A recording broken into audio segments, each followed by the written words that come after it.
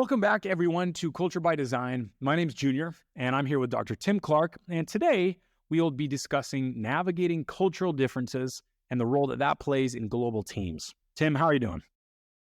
I'm doing great, and I'm excited for this conversation. This is going to be a fascinating topic for anyone who works on a team, I think. I think you're right. I'm looking at our notes here, and they're lengthy. That's one way to put them. They are lengthy. There's a lot to talk about today, so I'm excited to dive in. There is. Let me start with a question for everyone listening. Did you know that over 70% of failed international ventures are due to cultural differences? Cultural misunderstandings, we'll talk a little bit about those today, can cost companies millions of dollars. They can damage relationships with partners and customers around the world. So today we'll explore the challenges of navigating cultural differences and share very practical tips for improving your cross-cultural communication and social skills. And when we say cross-cultural, I mean, it really is human to human. We're each part of microcultures. And so that shows up not just in what you might think of as a culture, but just person to person in almost any interaction. We're going to talk about also today the fact that diversity is a fact, inclusion is a choice. You may have heard us say that before. And is diversity important? Well, McKinsey says that companies with diverse teams are 35% more likely to outperform their industry peers. So we're excited to dive into that too. And a plug on the front end today for a self-assessment called the Ladder of Vulnerability, which is free on our website. We'll go ahead and put a link to that in the show notes. We're excited to share this with you for free. It's going to inform a subsequent episode that we've got scheduled a few weeks out to talk about the differences in the way that each of us perceives vulnerability. So we'll touch on that a little bit later too. But I'm excited, very excited for that.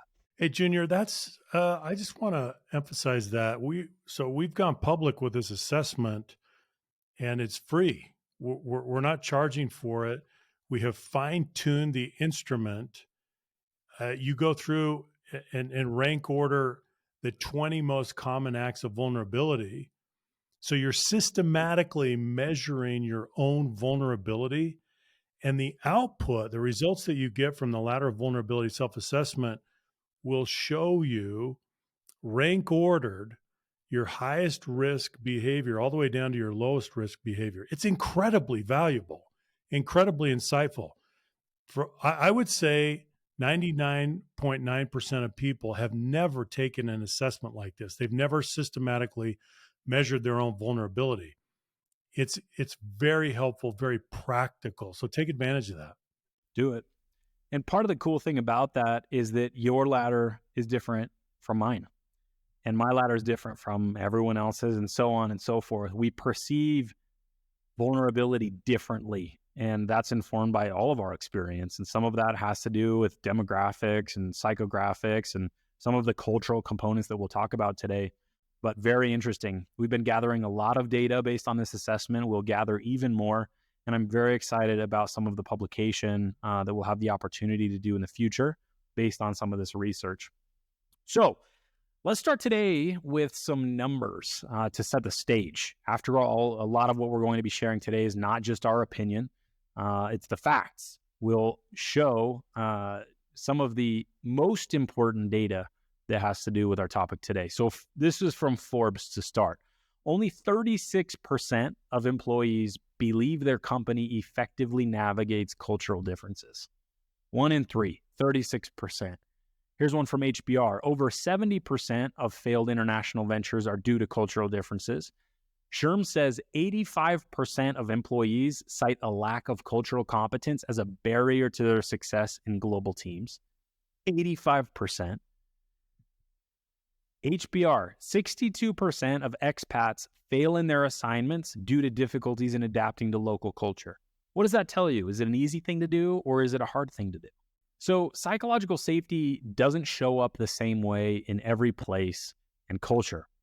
I read a blog post several years ago by Morgan Housel for Collab Fund, and it's called The Psychology of Money. I would definitely check it out.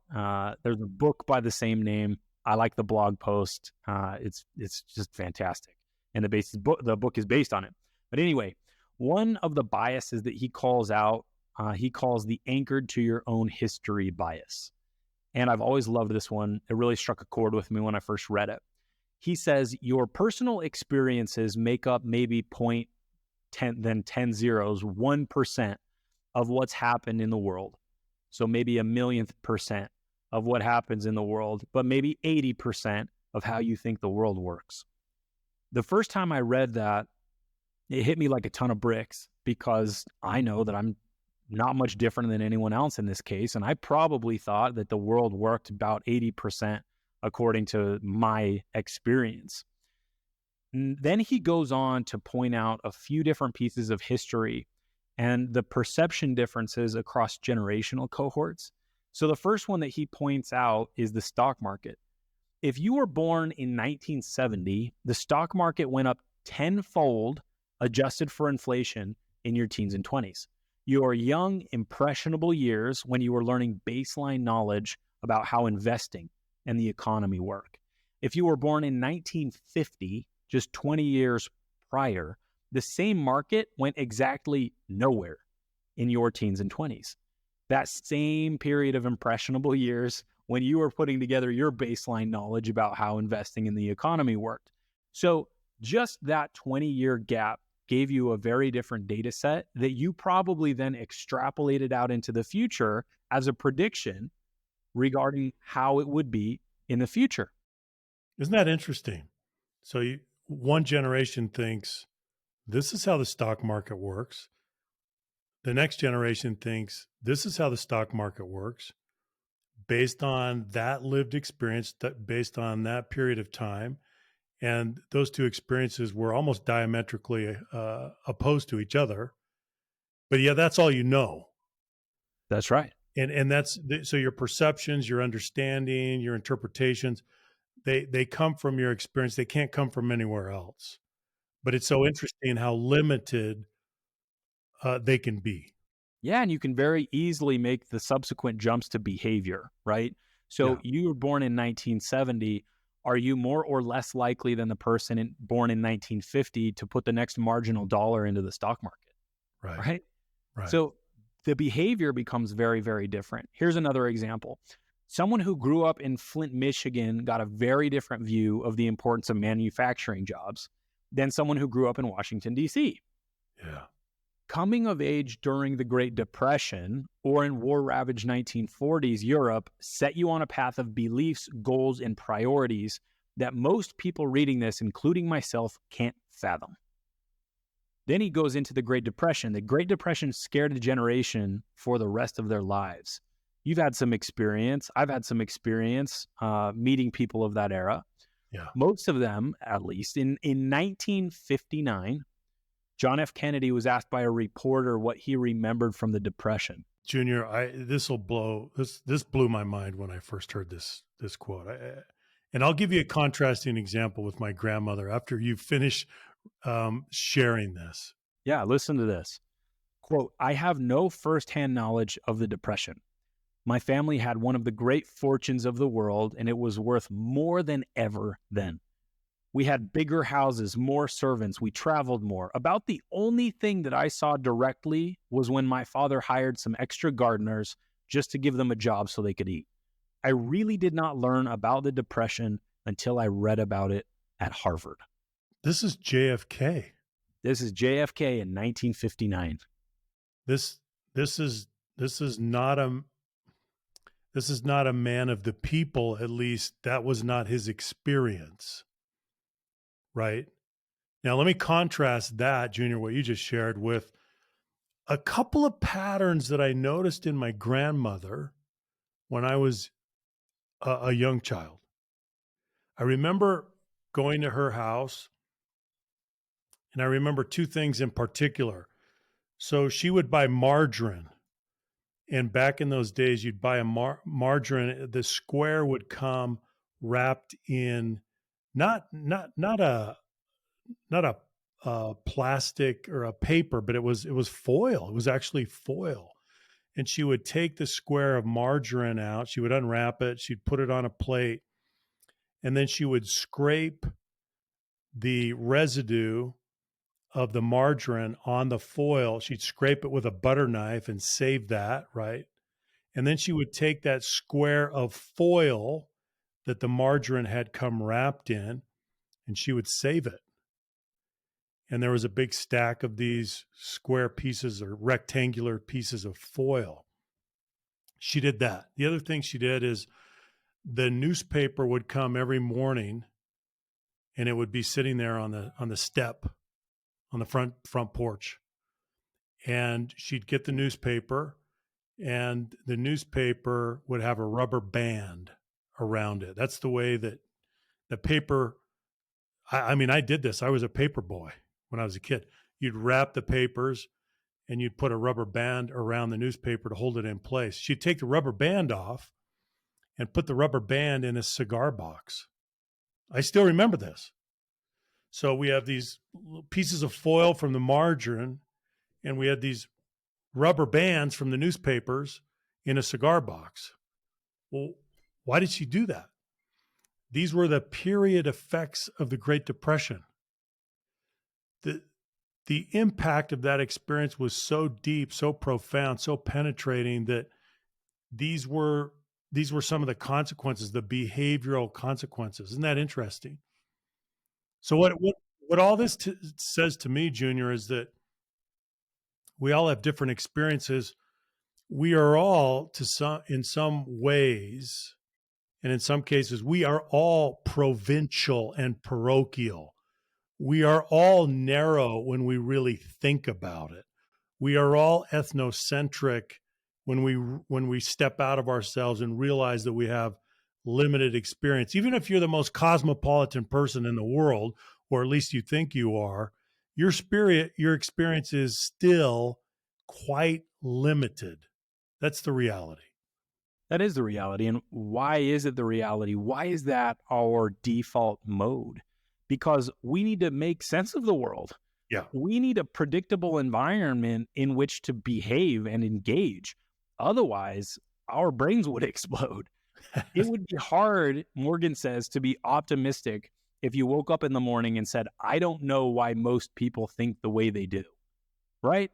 So we use the lessons of our experience to create models of how we think the world should work, and that dictates our behavior. And it's also problematic because what everyone has experienced is a fraction of what could be experienced. And yet we explain those experiences or use those experiences to explain everything that's happening around us. And sometimes that ends up in us becoming disappointed or confused or dumbfounded at other people's decisions. And then Morgan concludes, a team of economists once crunched the data on a century's worth of people's investing habits and concluded, quote, current investment beliefs depend on the realizations experienced in the past. How about that? I love how succinct that is. So our behavior is so influenced by what we have experienced. Yet, again, our experience is an infinitesimal portion of the world's experience, and extrapolating out that personal experience and projecting that out onto the world can be very, very dangerous. That's right.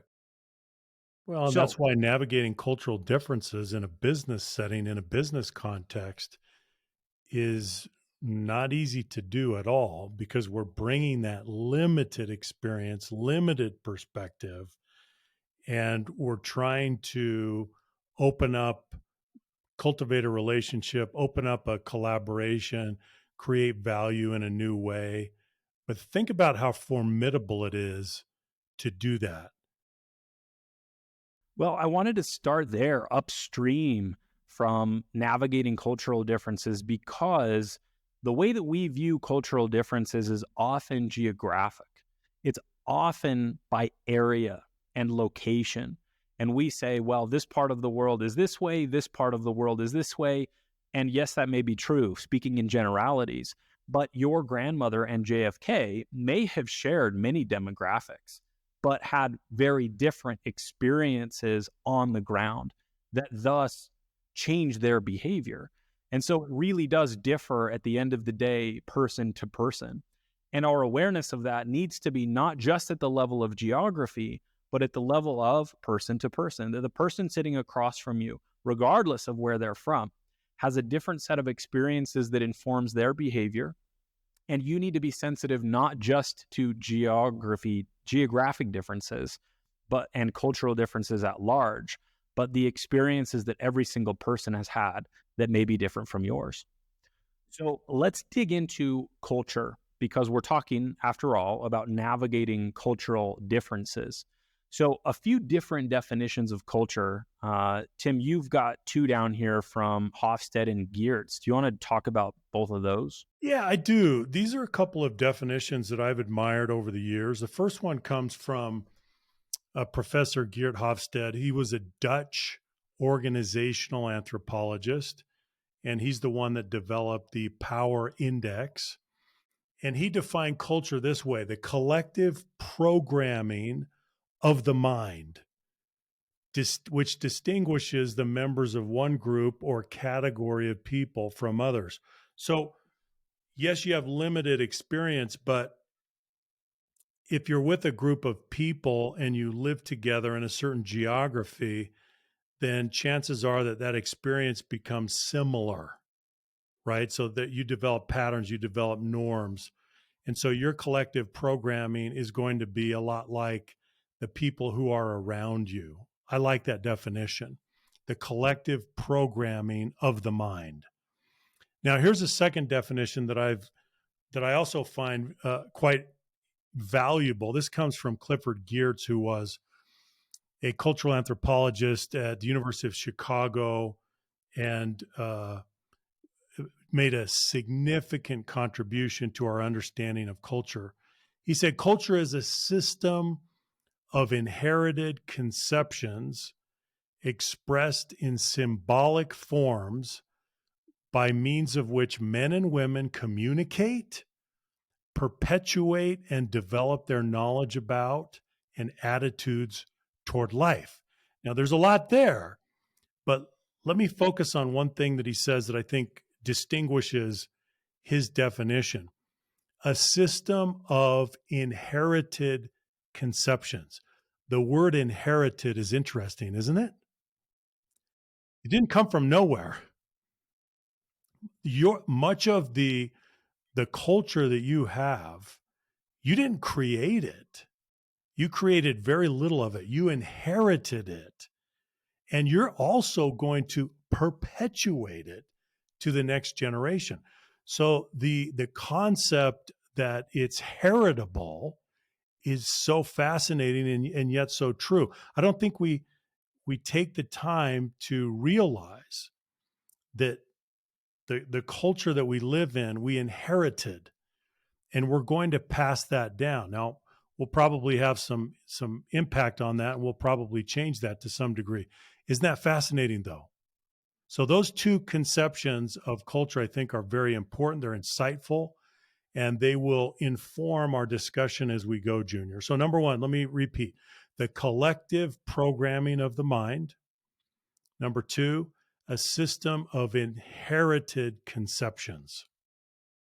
It makes me think of your grandmother and her children and the way that they would have viewed the saving of the foil and the rubber bands. And it was probably not weird. And it probably became more weird across generations as that inheritance became more and more diluted. Yeah. Pretty interesting. Yeah. Well, it gets weirder. I don't think that's a word, but I think it's a good word. It gets weirder as you move away from the context in which that behavior was performed, right? So as we move away from the Great Depression, it seems more strange unless you interpret it in context. Yeah. Yeah. Well, we deal with that all the time. Everyone, each one of us does, where we have these artifacts of culture that we've inherited, and oftentimes we don't even know where they come from. We don't know the context that created them originally. And it may be time to shed those artifacts of culture. It may be something that we want to preserve. So that might be a conversation for another day, but that's an interesting thing to think about. Okay, here's a third definition of culture for you, not as clinical as the others, but it's the operating definition we like to use. Culture is the way we interact. There you go. That's the essence of culture. It's the way that humans interact. And the premise of this episode is that people interact differently in different places because of those inherited conceptions. So there are a few variables, or we could call them inherited conceptions, that differ wildly across cultures. And we want to go into a few of those to help you look at the differences in culture with a little bit more specificity, a little bit more information to help you make better decisions. So here's the first one: direct versus indirect communication. This is something that changes culture to culture. In some cultures, and understand as we kind of launch into this section that we're speaking in generalities. And so there are microcultures and subcultures that exist inside of these generalities. And there's always room for that. But it is important to draw some conclusions based on some of the patterns that we see. So some places like the United States, direct communication is valued. People expressing their thoughts and opinions in a pretty explicit way. In other cultures, such as Japan, indirect communication is often preferred, where people rely on nonverbal cues or subtle hints to get across their message. You ever seen this, Tim? Yes, I have. I'll give you an example if you want one. Sure. So years ago, I was a missionary in Korea.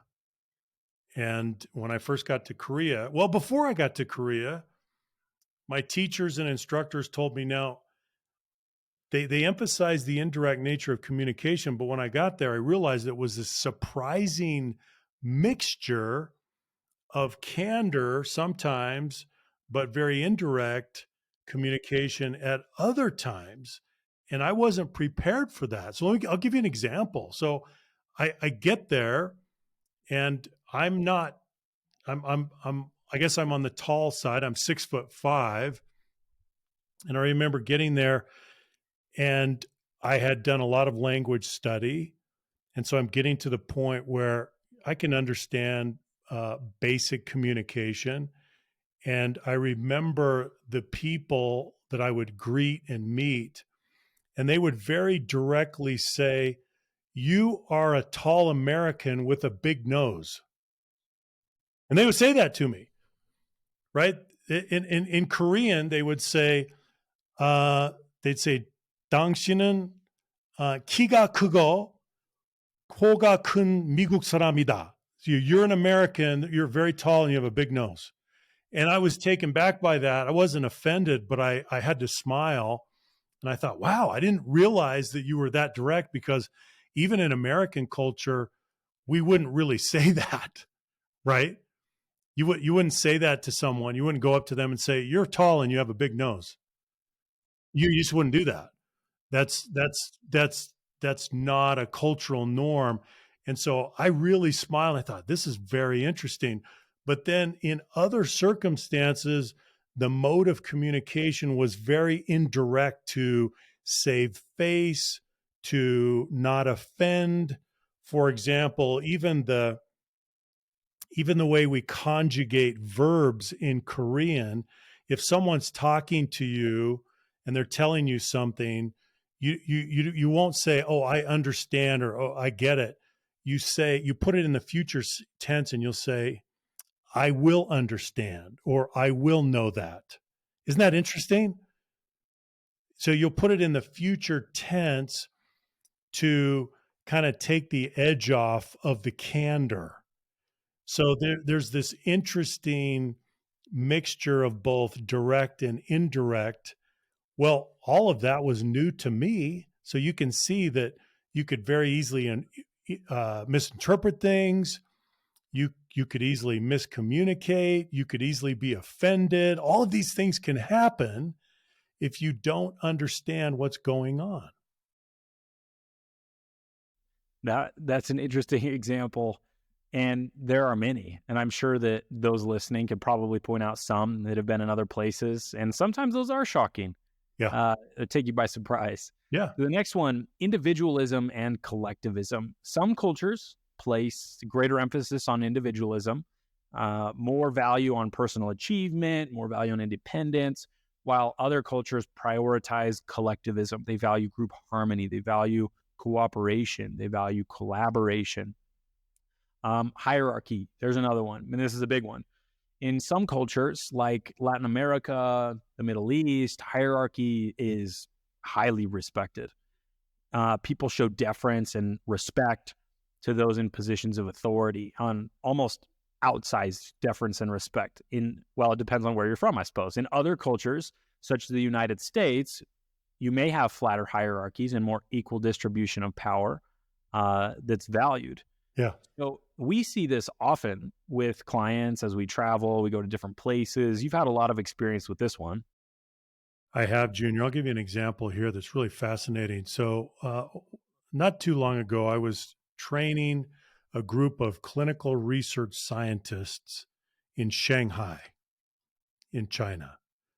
These are research scientists that work in the pharmaceutical industry, highly trained scientists. And we're doing exercises in small groups. And I asked the groups, okay, well, would someone like to start this exercise? And no one said anything. And I thought, well, this is strange because I've done this before, and someone will typically step forward and start the exercise, and then others will join in, but no one would say anything. No one would do anything. And then I realized, and I talked to some people offline, some of the participants, and they said, well, you don't really do it that way. You ask the leader to start because there's deference for the hierarchy, for the chain of command. And so we let the leader start, and then everyone will jump in. But if the leader has not initiated that and hasn't started things off, no one's going to do anything. And sure enough, no one was doing anything because I'd asked the wrong question to get the exercise started. Isn't that interesting? So I learned the nature of hierarchy in that cultural context and how I could work with that norm to be successful, to be effective in a training setting. Now you can contrast that, for example, not very long ago, I worked with a leadership team out of Copenhagen, Denmark. The patterns of participation were quite different. In fact, if you had walked into the room and you were looking at everyone and looking at the patterns of interaction, you would not be able to tell who the boss was. You would not be able to discern the hierarchy. It was that egalitarian. It was that collaborative. It was that democratic. Isn't that interesting? So we're not necessarily putting a judgment on that. We're just acknowledging the role that hierarchy plays in terms of behavioral norms, in terms of communication patterns, in terms of collaboration. We're trying to be able to work with that in an effective way.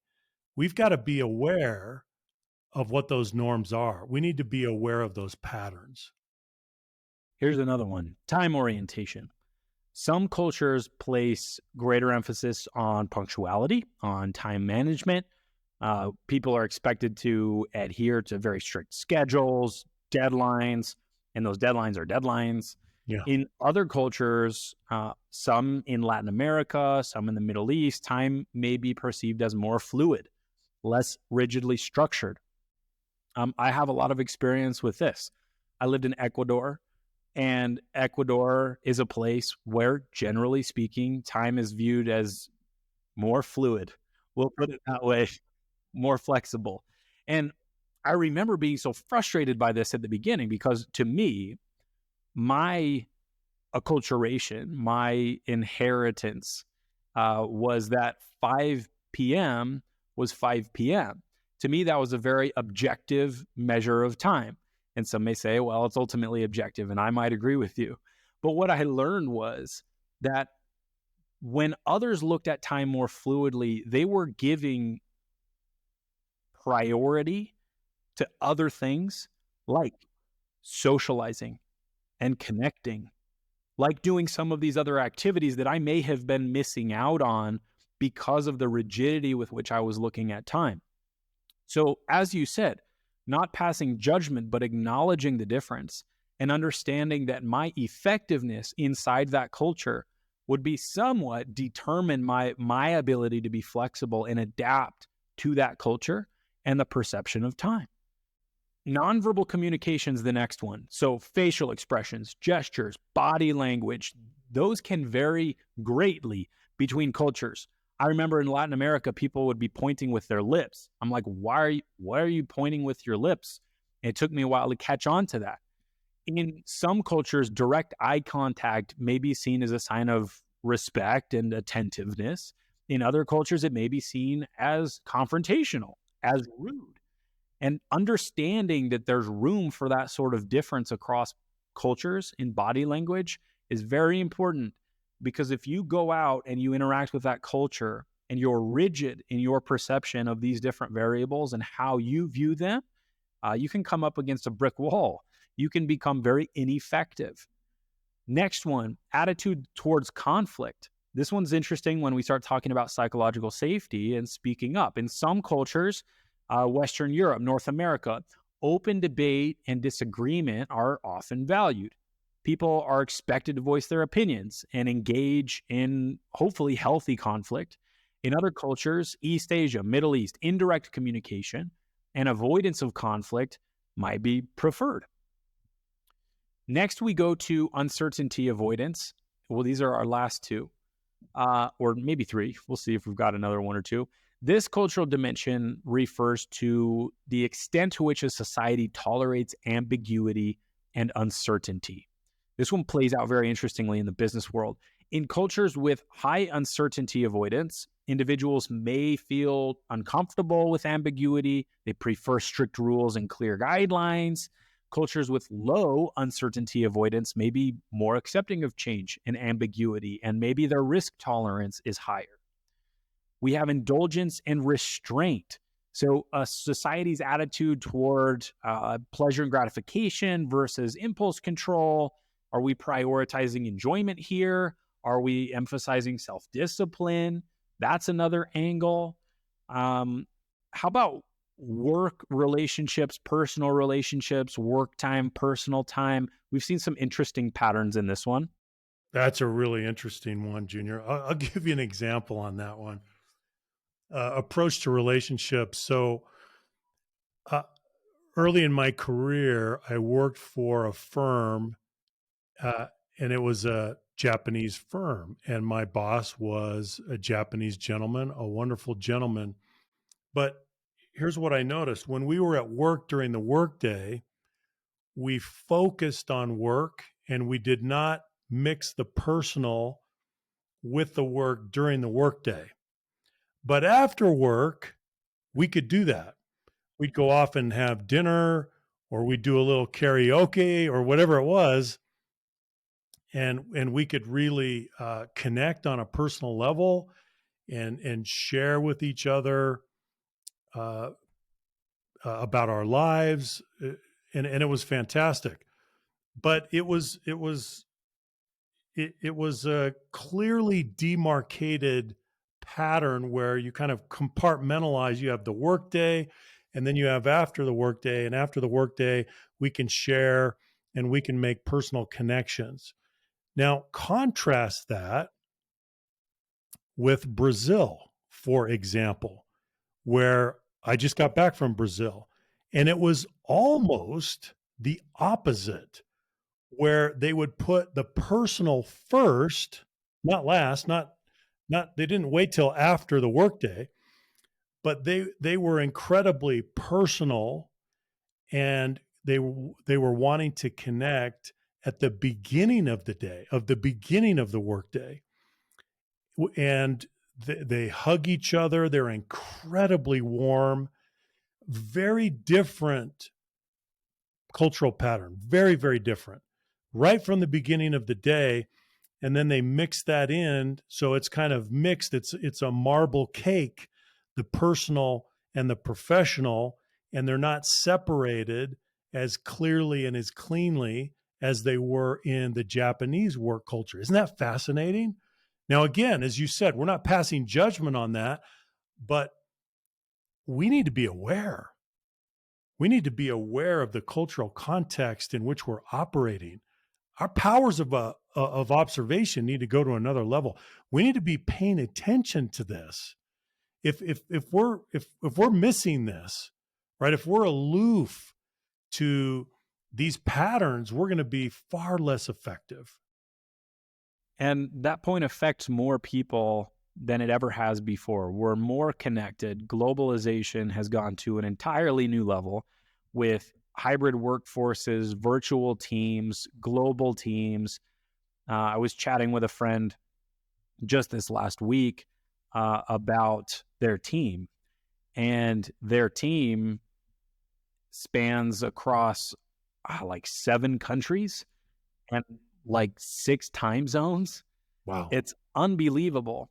So what's the gist of this section? The effectiveness of our approach to culture will be dictated in some measure by the awareness of these differences that we've talked about and the way that those differences impact our behavior and our strategy. So how do we mess this up? We often underestimate those differences across cultures, or we forget to address the fact that there's any difference at all. We take that point, the millionth percent of the world's experience, and we think that that is how the world works, when in reality, it does not. And we're projecting, right, Junior? We're projecting our understanding, we're projecting our experience on those around us. Precisely. And we're not paying attention. We're not tuned in. We're not perceiving what's going on around us. That's right. And organizations do this all the time, even very large and prominent organizations that show us that one size does not fit all, or that it rarely works. So Coca-Cola, this is recently, 2016, not that long ago, launched a campaign called Taste the Feeling across 200 countries. It's a big campaign of commercials, and it fell flat across a number of regions. And the commercials that featured people expressing their emotions and their feelings weren't very well received in some Asian countries where people tend to value more privacy and more restraint. And the commercials that featured couples and romantic relationships were criticized in some Middle Eastern countries for being too provocative and inappropriate. So what's interesting is the scale of what is private, what shows restraint, what's provocative, what's inappropriate. That scale varies across the world, depending on your geography in general. And so what did they do when they got all of this feedback? They started working with local advertising agencies before launching significant global campaigns. So if they're going to do another, 200 country Taste the Feeling campaign, they might go to a couple Middle Eastern agencies. They might go to Eastern European agency in North America, South American agency, and say, hey, how's this sound to you? Right? If we were to do this, how would it go? What's your reaction to this first draft of copy? What's your reaction to this commercial that we're thinking of airing? And testing that, doing a quick litmus test with people that are boots on the ground inside those cultures. There are so many examples that have happened over time, and we're not going to go into all of them, but here's another one. Pepsi's Come Alive with the Pepsi Generation slogan was translated in Taiwan as Pepsi will bring your ancestors back from the dead. So I don't think they wanted to make that claim, right? And so they do this, and it shows up so differently just in translation alone. And there are some interesting comedic bits from organizations getting this wrong over time. Here's an interesting organization that's got it right. I'm sure that they've had their flailings as well. But McDonald's localization strategy, I think, is fascinating. Had some stumbles, but overall, they've adapted wildly successfully to hundreds of different markets and countries. You will not find the same McDonald's menu in every country.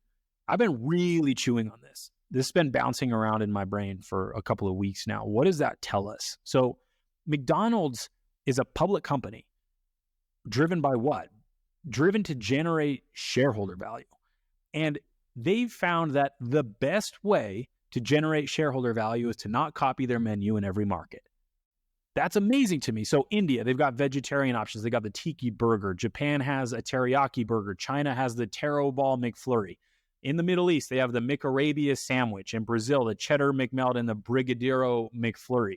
Not items you will find anywhere close to us. That's so fascinating. Junior, I'm really dying to try the taro ball McFlurry, though. I got to tell I you, know. that You sounds really good because I've had taro before and it's fantastic. Now, in a McFlurry, I don't know, hey, but it's intriguing, isn't it? The well, it's localization. what you just said, right? Like I've had taro before, Yeah. as if it's something that you go and try, and some people may not have had it, right? But if you're native to China and you said, "Yeah, I've had taro," Yeah. that may sound to some like, "Oh yeah, I've had water before." Yeah, It's exactly. pretty good. Yeah. It's pretty normal. Yeah. Yeah, it's very normal. So what this tells me is that there are distinct differences across cultures, and that cuisine is just one representation of some of those big differences. That's So right. if you look at cuisine, let's say that you have someone of the mind that there really aren't big differences, and my culture is the better culture, or the way that I see the world is the way that everyone should see the world, or so on and so forth. You can't contradict, you can't argue with the fact that money has votes in all of these things, That's right. and that people are voting with their dollars as to which menus they would prefer. And they're not the same menu. No. So that's as clear an example to me that there are cultural differences as any example ever. Well, and you can't argue preferences, right? No, no. And It you doesn't can't make argue, sense. you also can't argue that those preferences uh, show patterns, right? That it's not that there's one McDonald's menu on this street corner and another on the next. There are geographic patterns and preferences, be they in cuisine or in human interaction, right? Very So true. here's another interesting one, a little more, I don't know if you'd call it practical, but here's Journal of General Internal Medicine, reputable journal. Japanese patients tend to use indirect communication strategies with their healthcare providers. This is interesting. Relying on nonverbal cues and subtle hints to convey their health concerns. So, what happens if you are a healthcare provider and you pay no attention to the difference in communication styles across cultures? Now, you can't be all things to all people, and you can't understand every single cultural nuance. But if you have a cohort of Japanese patients and you ignore the nonverbal cues and the subtle hints and some of the things that they are attempting to communicate, you may be missing out on a huge piece of what would inform your diagnosis and subsequent treatment. So, healthcare providers, this is a great example, should be aware of these types of cultural differences and must adapt their communication style accordingly. And there are some tools, some tips that we can go over a little bit later as to how you do that. But I thought that this was a poignant example because it can lead to very different outcomes in the clinical environment. That's right. Hey, Junior, it makes me realize that in all of this, when we are sensitive to the cultural context, the norms, the mores, the customs, the traditions, the symbols, the artifacts, we are perhaps above all, we're expressing respect for that culture. We're expressing appreciation for that culture. We're not casting judgment. We're not making a superiority claim. We're expressing appreciation and respect. That's fundamentally what we need to be able to do. Couldn't agree more. So let's talk about Geert Hofstede.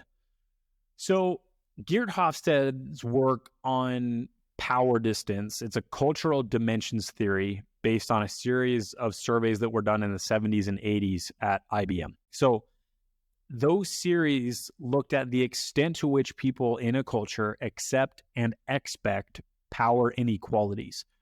Cultures with high power distance value hierarchy, respect for authority, and deference to those in power. So cultures with high power distance based on the data include many countries in Latin America, Asia, and the Middle East. So they're saying we value hierarchy generally and respect for authority, which can lead to very clear structures, efficient decision-making, and it's got some liabilities as well. Maybe it leads to a lack of innovation, an unwillingness to change the status quo or challenge it. Maybe there's limited opportunity for upward mobility for those in lower positions.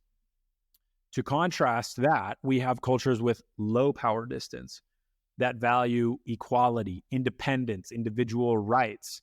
So in these cultures, there's greater emphasis on sharing power and decision-making. Leaders are expected to be more approachable and accessible to their subordinates. And power distance can affect communication and leadership styles, as well as perceptions of teamwork and decision-making. So low power distance examples, Western Europe, North America, Australia, we're saying we value individual autonomy. And the upside of this, we promote creativity and innovation. But on the flip side, it may lead to lack of structure, difficulty in decision-making, potential conflicts due to lack of clearly defined roles. And so understand that this is empirical. This isn't just observational. This is quantitative data coming out of these studies that seem to be pretty bulletproof. What do you think, Tim? Well, it is. Hofstede's scale by which he measured power distance is very reliable. And the work includes several decades now of global survey research. And so you can't really argue with the data at this point. It's pretty clear. I think we also, you made the point, Junior, and I would just emphasize it again, and that is that with low power distance or high power distance, there are strengths and liabilities associated with each part of that spectrum, and we need to understand that, and we need to again be sensitive and respectful about the norms that prevail in these cultures, so that we can be effective. Again, what are we trying to do? We're trying to negotiate and navigate these cultural differences effectively. So we need to understand that there are strengths and weaknesses associated with any of these patterns. So let's talk about psychological safety, and you'll see how this ties in. So is power distance correlated with psychological safety? Or what does psychological safety have to do with power distance? I would say, put simply, if you expect that every culture respond the same way to your psychological safety initiative, you're being ignorant to some of these massive differences, that it needs to be tuned based on what we know about some of these cultures. So it would follow that our psychological safety initiative in Asia be different from our psychological safety initiative in North America. Maybe it has the same bones, maybe it has the same principles, the same tools, but there may be some nuance that we want to pay attention to when we're deploying messaging, when we're deploying training, assessment, to match some of the things that we know, like power distance. So in high power distance cultures, individuals may be, or perhaps are, less likely to speak up or challenge authority figures because of the strong emphasis on hierarchy and because of the deference to those in power. You can see how that can become problematic for something like stage 4 challenger safety. So this can create a place where people feel less safe to express their ideas or their opinions. On the contrary, in cultures with low power distance, where we're emphasizing equality, individual rights, autonomy, that may produce an environment more conducive or easier to develop something like stage 4 challenger safety, where we're challenging the status quo. The perception of the leaders themselves, they could be seen as more or less approachable, more or less open to feedback. And so certainly these have a relationship. We don't know exactly what that is, something that we can hopefully study more over time, but you can see some of the obvious implications of throwing out psychological safety initiatives into diverse markets. That's very true, Junior. And if you look at the leader factor, psychological safety, our global normative database based on the 4 stages, it's very clear that there are cultural zones or regions around the world. And when you're in a strongly hierarchical culture where there's a very high deference to the chain of command, where there's authority bias, psychological safety is just as important. But think about stage 4 challenger safety. How do we challenge the status quo? We have to learn how to do that in the cultural context that we're in. So, for example, in some cultural regions, the tolerance for candor is not as high. The invitation to dissent is not as strong, and therefore we need to learn how to challenge the status quo. What works? What is effective, right? For example, the way we use inquiry, the way that we use questions becomes critically important in some of these cultural environments in order to be effective. We have to be sensitive to that, and we have to learn what works and what's effective without offending people and without creating strife, right? We're trying to generate light, not heat. And so we really need to learn what works in the cultural environment. The last piece of this that complicates it even more is bias, conscious and unconscious. I think we would be remiss to not touch on this in this sort of conversation. So conscious bias, probably don't need to talk too much about that. That's something we would obviously want to solve for. Unconscious bias becomes a little bit more difficult because of the word before bias. It's unconscious. So attitudes or stereotypes that affect our understanding, actions, and decisions in an unconscious way. So these can be formed through our upbringing, our experiences, our cultural background, and they can influence our interactions with other people without us even realizing it. That can lead to discrimination, unequal treatment.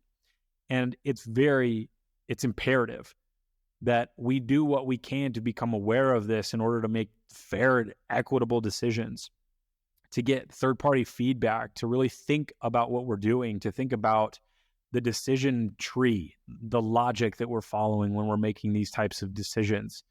As I mentioned before, some of what we inherit, we want to keep. Some of what we inherit through culture, we want to get rid of. We want to let go of. Let me say a word about bias. Bias, we are all dripping with bias. Bias is natural. We develop bias. Biases are preferences. And so actually the concept of a bias is not negative. It does have a negative connotation, but the actual concept of a bias is not inherently negative. It's simply that you've developed a preference, and you develop a preference based on your experience, based on consequences, based on observation. But some biases are negative, and they are destructive, and they are prejudicial, and they're not helpful, and we need to remove those. We need to get rid of those. And as you say, some are conscious and others are unconscious. So the trick is, how do you make the unconscious conscious because once they're conscious, then you can deal with them and you can try to remove them. So the unconscious biases, they're there. The best way that we surface those is when we learn, when we have dialogue with people who are not like us, when we are actively engaged in observation, when we are asking questions. This is how we surface the unconscious bias, make it conscious, and then deal with it. Try to understand why we think the way that we think, why our preferences are what they are, and identify any biases that may be destructive that really need to be eliminated. That's the process that we all need to go through. It's not easy, but it's simply the exposure, right? If we're around, if it's a homogenous environment and we're around people with whom we share affinity, we rarely are able to surface bias. So we need to reach out, interact, get to know, study, observe people, situations, cultures that are not like us. And then we're able to surface the bias. So let's go that direction then. Let's jump into that. What are some things that we can do? So we've set the stage. We now understand that there are differences across humans. There are differences across cultures. Our ability to navigate those will, in a major way, determine our success. So what do we do? One of the first things that we would like to point out is stage one, inclusion safety. And this is so much of where I think the answer lies. And specifically, framing humanity above human characteristics. We've shared a lot of content on this point before, but to summarize, there are components of our shared humanity, and there are human characteristics, and that could be your demographics, your psychographics. It could be the school you went to, who your parents were, how much money you make, the color of your skin, your gender, whatever. You have characteristics. I have characteristics. And one of the quotes that we often share in this light is from Frederick Douglass. I know of no rights of race superior to the rights of humanity. So much of where this goes wrong is when we place human characteristics above our shared humanity, and that's the first thing we look at. We look at the differences. We also don't want to get rid of those differences. Those differences are what make us unique. They're what make us distinct. They're important. And so many of them are good. And some of them are not good or bad. They're just there. They're differences. And so we don't mean to get rid of all of those. But placing humanity above human characteristics is probably the single most important principle that has helped me personally in navigating some of what can be a thorny, difficult issue. Is when you get buried in those differences, I think that's where it starts to get really difficult. Yeah. What do you think, Tim? No, I agree. You got to keep your eye on humanity and at the same time recognize that the human differences, they do represent the sources, the cherished sources of people's identity. And so we value their human characteristics. We value our human characteristics. All of the demographics, the constellation of demographics and psychographics and cultural attributes that makes you who you are, we value that, we celebrate that, but we don't elevate those human characteristics above humanity, because as soon as we do that, we begin to fracture, we begin to tribalize, we sow the seeds of division. And so we have to do two things simultaneously. So we elevate and value humanity above everything else, but we also appreciate and cherish the human characteristics that make us who we are. That's what makes this all work. So this means that we should treat everyone with kindness, empathy, compassion, regardless of their background, their identity, to look at people as individuals that have stories that are unique, they have experiences that are unique and perspectives, rather than just representatives of a group. And as you implied, Tim, it's a balancing act. And those are two things that we need to do simultaneously and do well.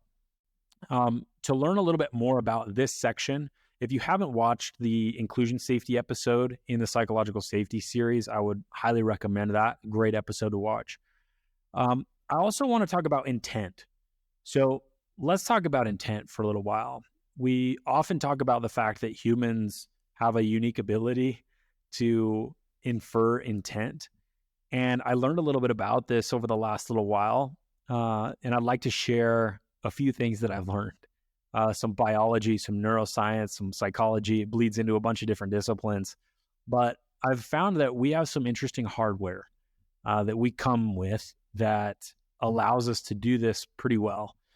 The superior temporal sulcus, or the STS, and the medial prefrontal cortex, the MPFC, these are two brain regions that are involved in social cognition and theory of mind. So the STS piece processes social cues like facial expressions, body language. It feeds all of that information into the medial prefrontal cortex. And forgive me for those neuroscientists out there if I'm getting any of this wrong, but I did want to share because it was so impactful to me. The MPFC integrates this information from the STS along with a few other sources like memory and context. So what we've experienced in the past, what we remember, to form, this is so cool, a mental representation of others' mental states.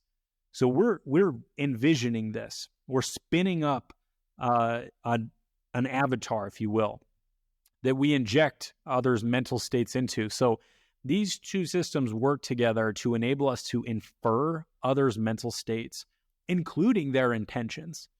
So what is the theory of mind? It's the ability to attribute mental states, such as beliefs, desires, and intentions, to oneself and others. What does this allow us to do? It allows us to understand and predict others' behavior and engage in cooperative interactions. This starts in childhood and continues to develop through life. Why am I sharing this? Because this is a very important aspect of empathy, and it is what enables us to understand and relate to others' mental states. So think about this, theory of mind and empathy. If we don't do this well, it means that we're deficient in being able to spin up those versions of others' mental states and draw conclusions about what they might be feeling, about what they might be thinking. And all of that gets packaged and translated into our response. So if we can't think about, or if we're less effective in thinking about what would happen if I did this, what would this person think if I said this? What would this person feel if I did this with my body language, right? If we're not running those mental models and that math constantly, then we're not going to show the type of empathy required to have that person respond positively to whatever it is that we're doing and understand that we have good intent and that we want to help, that we want a cooperative, productive relationship. If you don't develop empathy such that you develop strong theory of mind, you won't acknowledge as easily the fact that other people have different desires than you based on their culture, their socialization, and a host of other factors. So I wanted to bring this in because it's given me a new lens to look through and help me understand I have hardware to do this, but I need to train this hardware with some really good software to help me interact more effectively with other people and understand that the way they see the world is not the way that I see the world. Because if I spin up an avatar of somebody else and I just project my own beliefs and what I think I would do if I were in that situation, then we can get into trouble. And this has probably happened to all of us where we've said something and got a certain reaction and thought, wow, that was ridiculous. I would never have done that. I would have never responded that way. Yeah, well, you're not them, right? You don't have the collective experience that they do, for better or worse. And you need to acknowledge that if you're going to interact effectively. Junior, the most important thing that I learned from this is that empathy is a function of observation. And when I fully internalize that, when that really registers with me, when that really hits home, then I understand how important it is for me to be paying attention, to be mindful, to exercise mindfulness, to be aware in the moment, to be alert, attentive, observant. If I'm not doing that, then I am not taking in the data streams that are coming to me from those around me based on the verbal and the nonverbal, all of it, right? Facial expressions, gestures, everything. I'm not taking that in. I'm not processing that. And if I'm not doing that, or if I'm just turned inwardly and I'm preoccupied with myself, then as a rule, by definition, my empathy is going to be lower because my observation is low. So that connection to me is massively important. If we're aloof, if we're preoccupied, we are not processing the external environment. Our social awareness is low. Uh, we're not going to be able to produce the empathy based on the synthesis of all of that data. We're not going to do a very good job. So this is just I can't believe how powerful it is to help me understand. You've got to stay aware. You've got to stay engaged as you interact. I love that connection. And that's kind of a light bulb for me when I think about paying attention. What does that mean? It means that you're attending to the person in front of you. Can you do that without, physically facing the person? Can you do that without active listening? Can you do that without some of the mirroring and other things that should be going on? If you're not paying attention, you're not attending to that person, then almost causally, your ability to empathize goes down. It does. I think that's a very strong argument, and I think it's very powerful. Yeah. So, what are some things that we can do to improve this on a practical level? Let's talk about the personal for a second. You can develop interpersonal or intercultural competence. You can educate yourself about other cultures. Just the awareness and some broad education, doesn't have to be even terribly targeted, but just going out and looking at different cultures and understanding that the world is different outside of your world is helpful. Junior, let me mention something that is shockingly simple, and yet people are afraid to do it. And that is, when you're in a different cultural environment and there are things that you don't understand, we are often reluctant to simply ask questions. Yeah. For fear that we will offend. Yeah. But in almost every case, people are not offended when you ask a question about a cultural pattern or a norm or a tradition or a more or whatever it may be, a custom. And so I would encourage people to do that. Why do you, if you don't mind my asking, why do you do this? Yeah. And most of the time people are not offended, and they'll explain it to you, and they'll be happy to explain it to you, and they'll be grateful that you've asked. We don't do that enough. I think you're right. I need to do this more. One of the ways, so just last week, we were at a restaurant getting some Indian food, and I asked the server, I was making some decision about our ordering, and I said, well, what would you do? And he's like, well, this goes really well with this. And I said, well, why? What is it about that? And I started asking some questions. He lights up and just he's from India, and starts telling me, this is why, and this. And so, but there was some trepidation on my part at the beginning. I'm like, I don't want to seem stupid. Like, I don't know, maybe I should know what I want. Maybe, right? And we do that. And it's an act of vulnerability. But I kind It of is. ventured out, and it was so cool because then we were able to have a more meaningful conversation. I had a fantastic meal. It was probably better because I asked some questions. Yeah.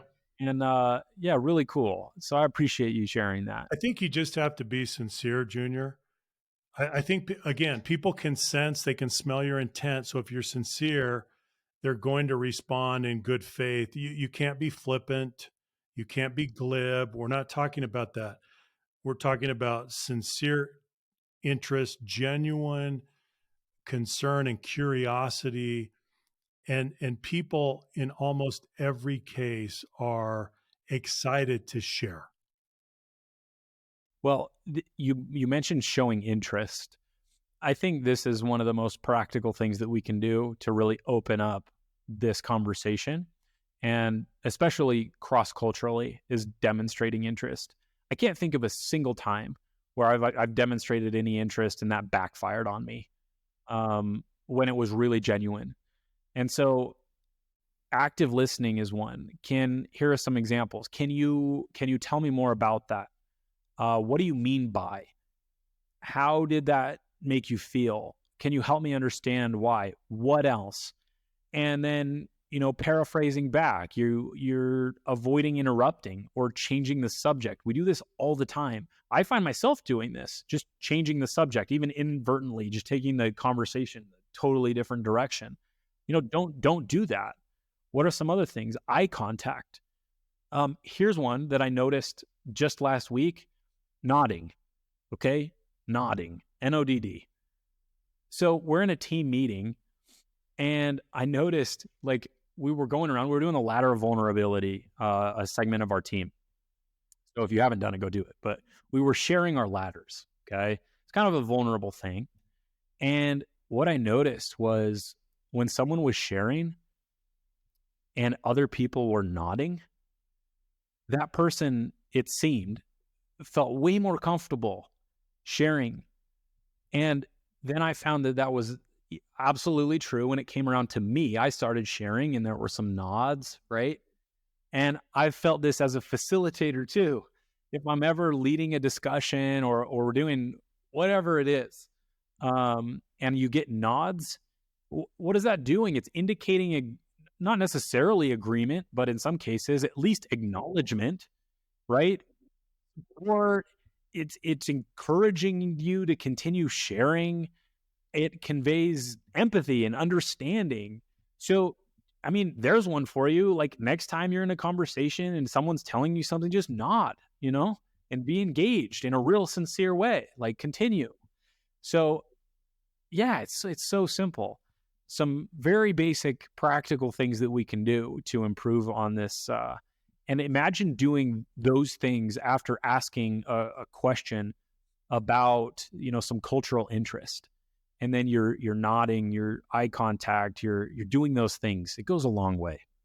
So let's talk for a moment about organizationally what can we do. We talked personally. Here are some things that we've run into. Translations, that's a big one. And not just having the translations available, but the cultural implications in the translations. If possible, in your translating material, have a native speaker react to it. This has saved us before in just running something by someone with a little bit more context and understanding than us about a certain geography or language. And they're like, I would change this. I would change this thing, or this comes off this way. Maybe consider changing this word. Awesome. General accessibility. And then here's one: focus on messaging that plays off of the shared experience of the human species, not something that would have a high likelihood of being different culture to culture. And I think most of us probably have a pretty good sense for this, of what might be interculturally risky and what's pretty safe because it's within the realm of shared human experience. So that's a lens to look at, a tool to use organizationally as we're considering messaging, things of that nature. So lateral vulnerability. We have analyzed the responses from people around the world as they've assigned different levels of perceived vulnerability related to certain behaviors, like admitting a mistake or asking for more resources. So before we close up today, I wanted to plug that one more time because it is available for free on the site, and it's helping to inform our research regarding perceived vulnerability, not just person to person, but across cultures and demographics. We've gathered a tremendous amount of data so far, and we're putting together the bones of an episode that will air in the future that should be absolute blast. I'm very much looking forward to. So to wrap up today, a few summary points. First of all, remember, all of us, myself included, you don't represent everyone on Earth. Most people think differently than you do. Your ability to navigate differences, be they cultural or otherwise, will dictate your interpersonal effectiveness at some level. So don't limit yourself. Don't think this isn't for me or I don't have a global team. These are universal principles that affect your ability to interact with everyone around you. Focus on treating others as humans. Appreciate their differences, but more than anything else, treat them in a way that shows respect and allows them to participate in whatever it is that you're doing. Listen actively, show some empathy, and keep trying, because intent in this game is absolutely everything. It really Tim, is. what would you say as we wrap up? I would wrap up with this thought, and that is that people want to share who they are. They're proud of their cultural heritage. They're proud of their demographics. They're proud of their traditions, customs, mores, artifacts, language. It goes on and on. They're proud of that, and they should be. These are sources of identity. And so part of it, the last thing I want to share is that we need to show not only our interest, but our appreciation and even our enthusiasm about these cultural attributes and characteristics that people have. Let me give you an example. So not long ago, I was in Bogota, Colombia, and the organization that was hosting me and the people that were hosting me, they got so excited because they were going to serve me their national dish for dinner. And it's a soup, and it's called ajiaco. And I don't know if I'm saying that right, Junior. You speak Spanish, I don't. But it was this beautiful soup that has corn and potatoes and chicken, and it was absolutely incredible. And they were so excited to share their national dish with me. And I had never had it before. It was incredible.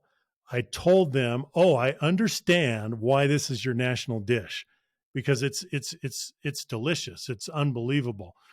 And they were so pleased with that. And so when we can come together and have those special moments where we share and then we appreciate what we're able to share with each other, I don't know how to describe it, but this is where we make deep human connections. And I just want to emphasize the fact that we need to appreciate, celebrate, and be very enthusiastic about those cultural differences. Love it. I love that. Well, this was a fun conversation for me. Really enjoyed our time together. And for those listening, thank you for your time and your attention. We appreciate your listenership. We're very grateful and thankful to you for the work you do in the world, and we're here to support you. You can always reach out to us at leaderfactor.com. As always, we appreciate your likes, your reviews, and your shares. Take care, everyone. We will see you next episode. Bye-bye.